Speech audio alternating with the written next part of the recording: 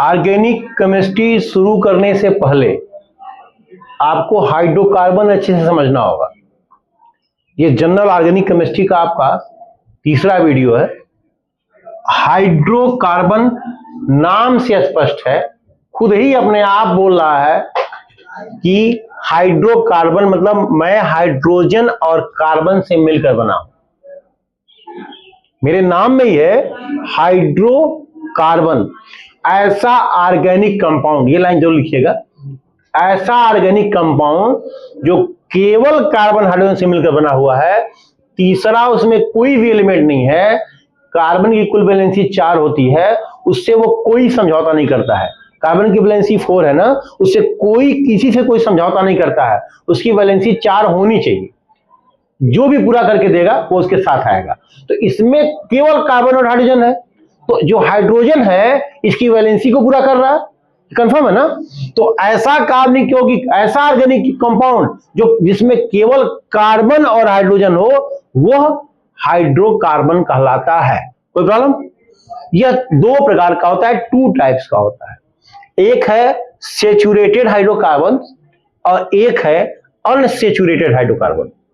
जो saturated hydrocarbon होता है, सेचुरेटेड में स्पेलिंग थोड़ी कम है, अनसेचुरेटेड में स्पेलिंग थोड़ा ज्यादा है। कंफ्यूज होंगे तो याद रखिएगा, जिसमें स्पेलिंग कम है उसमें सिर्फ अकेले एल्केन है, और जिसमें स्पेलिंग ज्यादा है उसमें एल्कीन और एल्काइन है। यह कोई वैज्ञानिक तर्क नहीं हुआ, ये आपको समझने के लिए हम बता रहे हैं।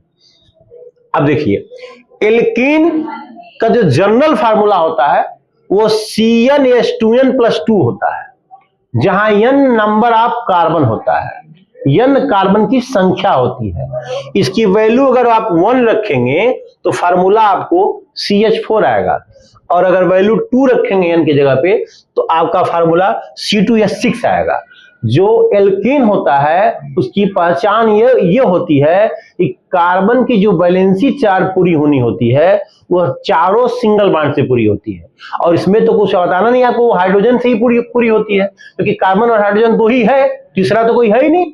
तो कार्बन की चारों वैलेंसी जो है वो सिंगल बॉन्ड से एकल बंध से पूरी है, और ये एल्कीन है। नाम में जो CnH2n+2 फार्मूला आप देखिए उसे 2 मीथेन और इथेन 2 हमने कंपाउंड लिखा हुआ है। यह होमोलोगस सीरीज भी कहलाएगा। 2 जब क्रम से आप कंपाउंड लिखेंगे ना किसी भी फंक्शनल ग्रुप का, alkane, alkene, alkyl, alcohol, aldehyde, जो भी, तो दोनों के बीच में जब आप डिफरेंस पाएंगे वो CH2 का होता है, तो वो होमोलोगस होता है। बहरहाल इसकी बात बाद में करेंगे। कार्बन की सभी वैलेंसी सिंगल बॉन्ड से पूरी देख रहे हैं आप, और इसमें sp3 हाइब्रिडाइजेशन है, जो कैसे निकाल दिया हमने। सिग्मा बॉन्ड और लोन पेयर देखते हैं तो लोन पेयर इसमें कहीं है ही नहीं। कार्बन के ऑर्बिटल में कुल 4 इलेक्ट्रॉन थे, चारों बॉन्ड बनाने में पार्टिसिपेट कर दिए। कुल कितने सिग्मा बॉन्ड है देखें, 1 2 3 4, 4 सिग्मा बॉन्ड है, 4 ऑर्बिटल ओवरलैप कर रहा है, तो एक S कर रहा है, 3 P कर रहा है, तो यहाँ पे जो हाइब्रिडाइजेशन होगा वो sp3 होगा। ऐसे आप अनसेचुरेटेड में जाएंगे तो इसमें एल्कीन और एल्काइन आएगा। एल्कीन का जनरल फार्मूला CnH2n होता है, जो एक कार्बन का जब आप एल्कीन बनाएंगे तो नहीं बनेगा, क्योंकि एक कार्बन का एल्कीन आएगा CH2, वो कंप्लीट वैलेंसी नहीं होगी, क्योंकि हम आपको बता चुके हैं पहले कि कार्बन अपनी वैलेंसी 4 कंप्लीट करेगा, किसी तरह का कोई समझौता नहीं करेगा, तो CH2 में होगा ही नहीं 4 वैलेंसी। तो कार्बन और कार्बन के बीच में कम से कम एक डबल बॉन्ड अनिवार्य है, तो 2 कार्बन का एल्कीन होगा, एक कार्बन का नहीं। एक कार्बन का एल्केन है मीथेन, लेकिन एक कार्बन का एल्कीन और एल्काइन नहीं है, क्योंकि कार्बन और कार्बन के बीच में ट्रिपल बॉन्ड होगा तो एल्काइन होगा, और कार्बन और कार्बन के बीच में डबल बॉन्ड होगा तब एल्कीन होगा। तो डबल बॉन्ड और ट्रिपल बॉन्ड होने के लिए कम से कम 2 कार्बन तो चाहिए। और वैसे भी जब आप जनरल फार्मूले पर पुट करेंगे, CnH2n है एल्कीन का और CnH2n-2 है एल्काइन का, तो आप CH पाएंगे इसका मॉलिक्यूलर फार्मूला, इसका CH2 पाएंगे, जो कि एकदम से गलत है, क्योंकि कार्बन की कुल वैलेंसी 4 होती है। अकेले हाइड्रोजन नहीं पूरा कर सकता, क्योंकि हाइड्रोजन बहुत करेगा तो सिंगल बॉन्ड बनाएगा, वैलेंसी 1 पूरा कर पाएगा। तो ये आप है। अब इसका C2H4 यानी एथीन और C3H6 यानी प्रोपीन नाम होगा। इसका एथाइन C2H2 और या प्रोपाइन C3H4 आएगा। इसकी पहचान आपको बताया ना, कार्बन कार्बन कि बीच में डबल बॉन्ड होना चाहिए। सिंगल बॉन्ड जिससे भी पूरा हो रहा, जिससे किससे पूरा होगा, हाइड्रोजन इसका साथी यहाँ पे है क्योंकि हाइड्रोकार्बन है, तो हाइड्रोकार्बन होगा। यहाँ पे जो एक सिग्मा एक पाई, देखिए हम आपको बता चुके हैं पहले, फिर से बता रहे हैं, सिंगल बॉन्ड मतलब सिग्मा, डबल बॉन्ड मतलब एक सिग्मा एक पाई, ट्रिपल बॉन्ड मतलब एक सिग्मा दो पाई। तो बढ़ेगा तो सिर्फ पाई, अकेला रहेगा तो सिग्मा। अब पाई जो सिग्मा बॉन्ड होता है वो ज्यादा स्टेबल होता है।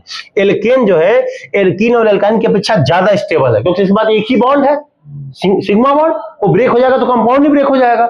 यहाँ पे डबल बॉन्ड है, इसके पास ऑप्शन है, इस जो पाई बॉन्ड है वो ब्रेक होगा तो भी सिग्मा बॉन्ड बना रहेगा, तो ये एक्टिव होता है, ज्यादा एक्टिव होता है इसकी अपेक्षा, क्योंकि इस पर पाई बॉन्ड होता है। तो देखिए ये पाई है, ये भी पाई बॉन्ड है, ये भी पाई बॉन्ड है।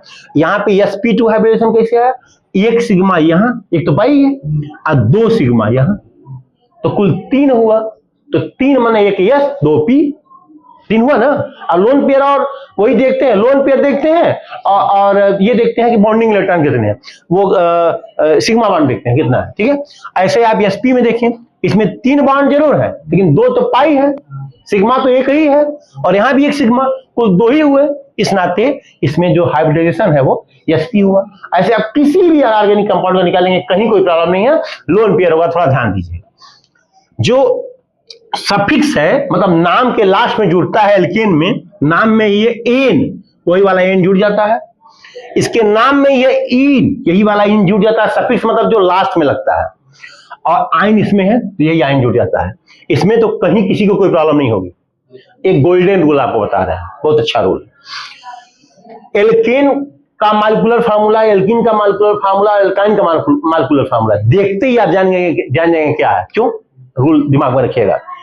एल्केन के दुगने से 2 अधिक अगर हाइड्रोजन है, एल्केन के दुगने से 2 अधिक अगर हाइड्रोजन है, सॉरी थोड़ा सा मैं दोबारा रिपीट करता हूं, कार्बन के दुगने से यदि 2 अधिक हाइड्रोजन है तो एल्केन होगा, कार्बन का दुगना हाइड्रोजन है तो एल्कीन होगा, और कार्बन के दुगने से 2 कम हाइड्रोजन है तो एल्काइन होगा। बिना आप निकाले देखते जान पर, जैसे मान लीजिए C3H4 है तो एल्काइन में 3 कार्बन का एल्काइन जो है तो C3 तो 6 होना चाहिए दुगना, और 2 कम मतलब 4। कार्बन का दुगना, जैसे 2 हाइड्रोजन होना चाहिए तो 2 कार्बन है, 4 हाइड्रोजन है, दुगना हाइड्रोजन है। यहाँ पे देखो 2 कार्बन दुगने से 2 अधिक, तो 2 2 4, 2 2 जा 4 और 4 2 6, तो 6 हाइड्रोजन है। ये गोल्डन रूल है, इसमें कोई प्रॉब्लम नहीं है आपको। ये ध्यान रखिएगा कि हाइड्रोकार्बन ऑर्गेनिक केमिस्ट्री का ब्रिक, जैसे एक बिल्डिंग जो बनती है वो ईंट से मिलकर बनती है, वैसे ही जितने ऑर्गेनिक कंपाउंड है वो उसमें हाइड्रोकार्बन कहीं न कहीं जरूर इन्वॉल्व होता है। आप बोल सकते हैं कि जो जैसे हमारी बॉडी है तो बॉडी का जो ढांचा है, स्केलेटन है, बेस है, वही हाइड्रोकार्बन ऑर्गेनिक का, ऑर्गेनिक कंपाउंड का जो हाइड्रोकार्बन है वो बेस है, इसको आप ना भूलिएगा। अब आप कोई फंक्शनल ग्रुप पढ़ेंगे आप तो उसमें आपको ये आएगा, तो स्टार्टिंग आप यहीं से करेंगे। Okay, thank you.